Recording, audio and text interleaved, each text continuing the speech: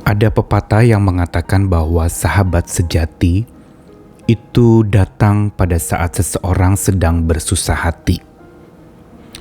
Dan pada saat susah hati, justru sahabat-sahabat yang pergi menunjukkan ketidaksejatian mereka. Namun, sahabat yang datang pada saat kita bersusah hati, tidak serta-merta mereka juga otomatis sahabat sejati. Apalagi kalau datangnya sebenarnya bukan untuk menghibur dan memberikan ketenangan di hati, tetapi malah menambahkan ketegangan, bahkan menuduh yang bukan-bukan, atau menghancurkan semangat yang memang pada dasarnya sudah patah karena masa yang susah itu. Ujian siapa kawan sejati adalah bukan sekedar datang atau tidaknya dia, tetapi bagaimana ia bersikap, bagaimana ia membuktikan kesejatiannya sebagai seorang kawan, yang bukan malah menghancurkan, tetapi justru menghiburkan, menguatkan senantiasa. Karena itu ketika berbicara tentang masa susah, sesungguhnya itu adalah ajang pembuktian. Sebuah ajang pembuktian siapa kawan sejati kita, sekaligus ajang pembuktian apakah kita kawan sejati dari Tuhan yang kasih-Nya maha sejati itu. Saya Nikolas Kurniawan kembali menemani di dalam Sabda Tuhan hari ini yang menyapa dari Ayub pasal 16 ayat 20-21. Sekalipun aku dicemooh oleh sahabat-sahabatku, namun ke arah Allah mataku menengadah sambil menangis, supaya ia memutuskan perkara antara manusia dengan Allah dan antara manusia dengan sesamanya. Ayub adalah contoh seorang yang hikmatnya bertumbuh di masa hidupnya sedang runtuh. Ini satu kebenaran yang diajarkan dalam Sabda Tuhan, bahwa ujian hikmat, tumbuhnya hikmat adalah justru pada saat seseorang merasa hidupnya sudah tamat. Disitulah sebenarnya menjadi sebuah kendaraan untuk lalu kemudian hikmat Tuhan tercurah bagi orang-orang yang sedang hancur hati, yang tidak berpengalaman di dalam masalah-masalah susah. Dan lewat pengalaman masalah susah, maka dia justru dibentuk Tuhan makin berhikmat, dikaruniakan hikmat. Karenanya ada yang mengatakan bahwa kitab Ayub adalah juga sebuah kitab hikmat, karena di dalamnya lewat kisah kesengsaraan dan kesusahan Ayub, sesungguhnya kita sedang belajar untuk berhikmat seperti Ayub. Dan Ayub 16 adalah sanggahan Ayub terhadap penghiburan sekaligus teguran dari sahabat-sahabatnya. Dia sempat mengatakan betapa mereka adalah penghibur-penghibur yang menyedihkan.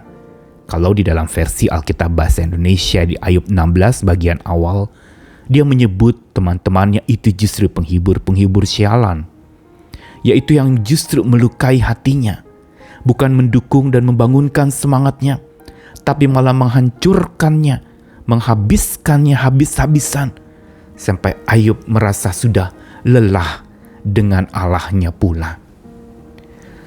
Ayub justru mengalami betapa dia sulit untuk menjawab ketika dia dituduh karena dosanya lah maka dia menderita.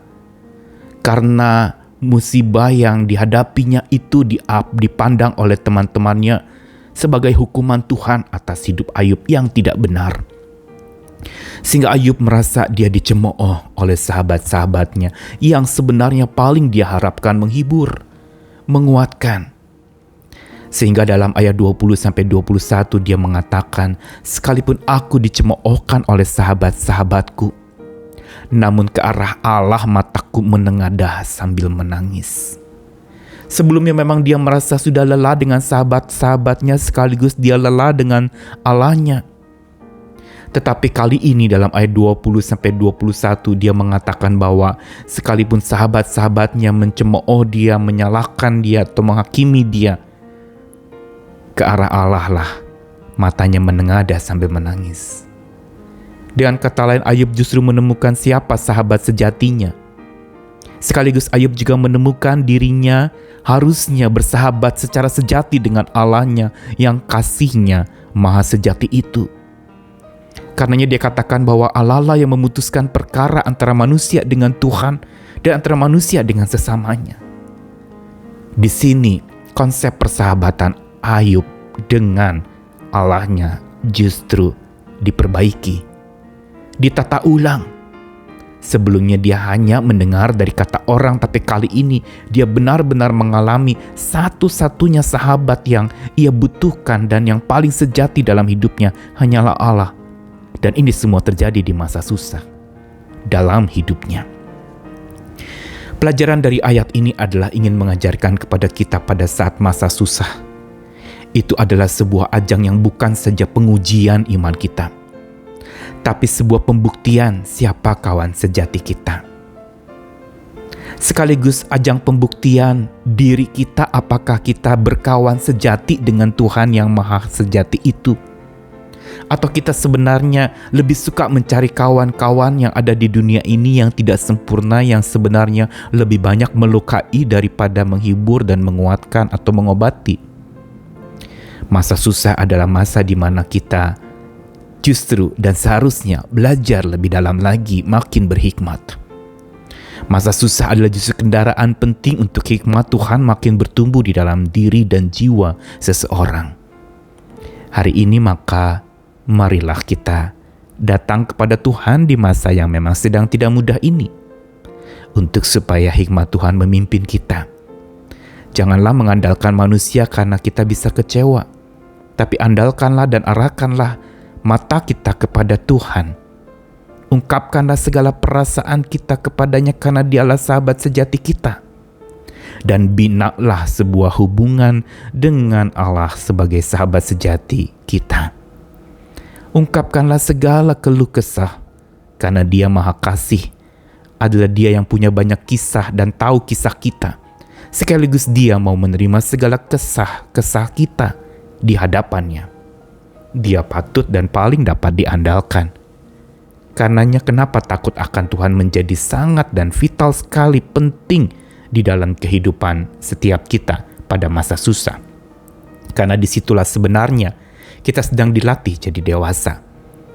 Masa susah adalah masa di mana kita sedang diasah oleh Tuhan agar jadi pribadi yang makin selalu bermegah bersama dengan Tuhan dan oleh kekuatan Tuhan saja, bukan oleh kekuatan diri sendiri atau orang-orang di sekitar kita yang kita andalkan atau kita harapkan dapat menolong kita. Semua serba terbatas. Tuhanlah yang mampu memutuskan perkara antara manusia dengan Tuhan dan antara manusia dengan sesamanya. Dia hakim di atas segala hakim. Karenanya ketika kesusahan sedang bermukim di hati kita, datang kepada Dia sahabat sejati sekaligus hakim yang paling benar, yang paling mengerti sesungguhnya dan sepenuhnya akan hidup setiap kita. Mari kita belajar supaya lewat kehidupan yang makin diasah lewat masa susah, kita makin berhikmah oleh kekuatan Tuhan. Dialah sahabat sejati kita. Dialah Sang Maha Kasih sejati kita. Takutlah akannya. Jangan takut akan kesusahan, tapi takutlah kepada Dia yang mampu mengatasi segala macam kesusahan kita dengan kekuatan kasih dan bijaksananya. Selamat andalkan Dia dan hidup selalu di dalam Dia. Semangat lagi, berjuang lagi, muliakan Tuhan lagi. Dalam keadaan yang serba tidak mulia ini, mari berhadapan terus dengan Tuhan kita yang maha hikmat itu. Amin.